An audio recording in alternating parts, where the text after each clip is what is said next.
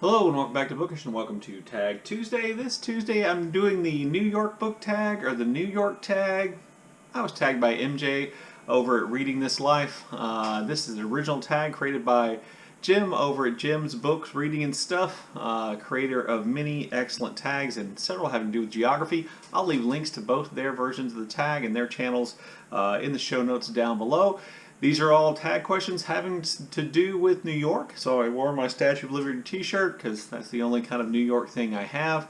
And we're just going to jump right into the questions. So prompt number one is, what is your favorite book set in or around New York?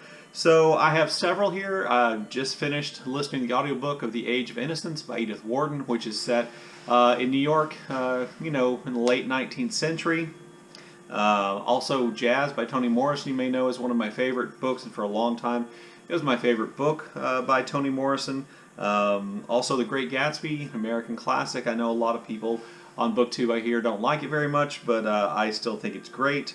A Rage in Harlem by Chester Himes, kind of a detective novel of sorts set in Harlem in the 1950s, maybe early 60s, I believe. And then Another Country by James Baldwin, my favorite James Baldwin novel, also set primarily in the city of New York.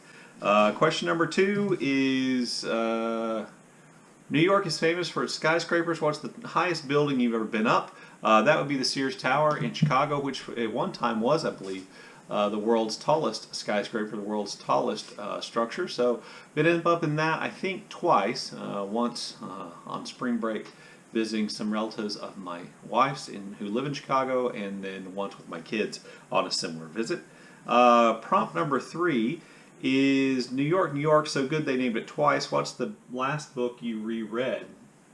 So technically the last book I reread was The Mansion by William Faulkner, but the last book I reread that was set in New York, which I'm not sure if that's what I'm supposed to answer, was Manhattan Transfer by John Dos Passos, which, as the name implies, is set completely in New York and really attempts to kind of provide a slice of life, or kind of a microscopic, maybe a better look at it, as a microscopic look into the lives of New Yorkers, again, kind of right around the beginning of the 20th century. Let's see. Prompt 4. American Psycho was a disturbing novel set in New York. What's the most disturbing book you've read?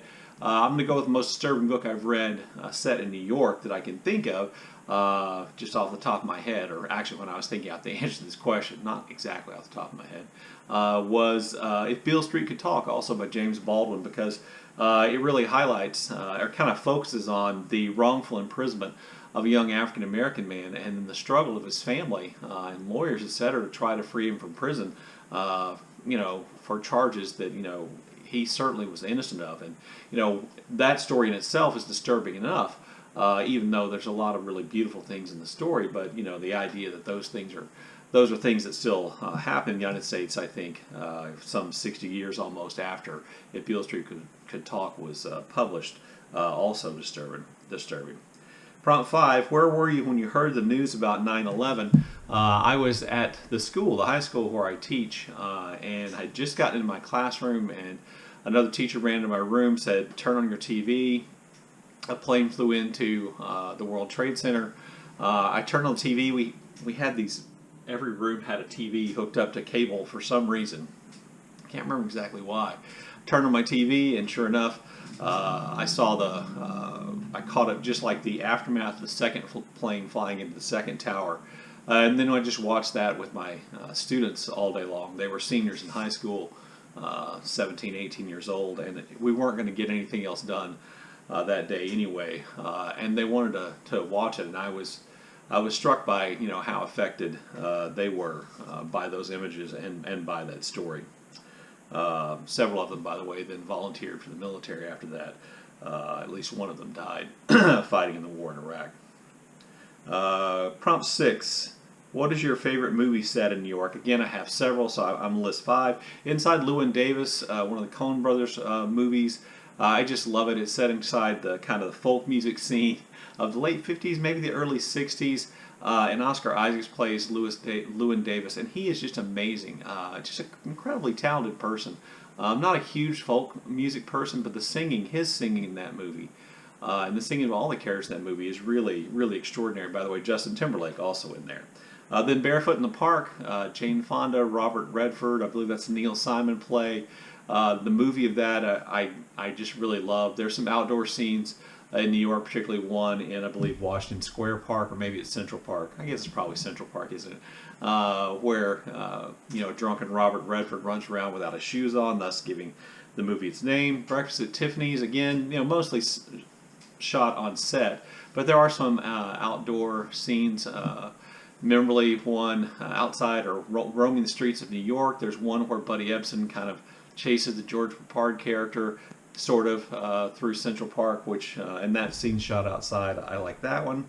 And then the last one would be The Warriors, the 1970s street gang movie with really incredibly inventive street gangs, and the Warriors having to fight their way from I can't remember, Gramercy Park area to back to Coney Island, where their turf is. Just a great movie. You've never seen it. Really worth a watch. And the others are too. Prompt 7, you ever been to New York? What was the last time you visited New York? I've never been to New York, so there is no last time. Prompt 8, who is your favorite painter from New York, or what is your favorite painting of New York? So I'm going to count Edward Hopper as one of my favorite painters from New York, because he painted a lot of images of cities, which I ran out and right in the middle of question 8. So I think I was talking about Edward Hopper being one of my favorite New York painters. I'm not exactly sure he was a New York painter. Pretty sure he wasn't born there, but I believe he did do a lot of painting in New York, and I do like Edward Hopper. Also, painters I do know that were born in New York. One is Lee Krasner. Lee Krasner was the wife of Jackson Pollock, and she was also an artist, and like Pollock, she kind of got into the automatic drip painting style of painting, and I actually like a lot of the forms that she created better than Jackson Pollock, so I would mention Lee Krasner. And then also related to abstract expressionism, there's Helen Frankenthaler, who was, I guess, maybe when we're talking about her in her abstract expressionist period, she was kind of a colored field painter, and I think some of her paintings are just luminous and beautiful, and hopefully I'm showing an example over here of one of my favorites. Prompt 9 is what is your favorite song? Yeah, your favorite song about New York. I'm going to go with Take the A Train by Duke Ellington. Just really, I don't know, it's just one of those kind of big band jazz songs which always just kind of gets me. I'll leave a link to a video actually of it down below, which I watch from time to time. And then prompt 10 is to tag people. And I'm sorry to say that I'm not going to tag people. I'm just going to tag everybody. If you've been to New York, if you love New York, if you live in New York, you're bound to know way more about New York than I did, and I did the tag. So, please consider doing the tag. And like I said, I'll leave links to MJ's version down below, as well as Jim, the originator of the tags version, down below. Look forward to your comments in the comment section below, and as always, thank you for watching.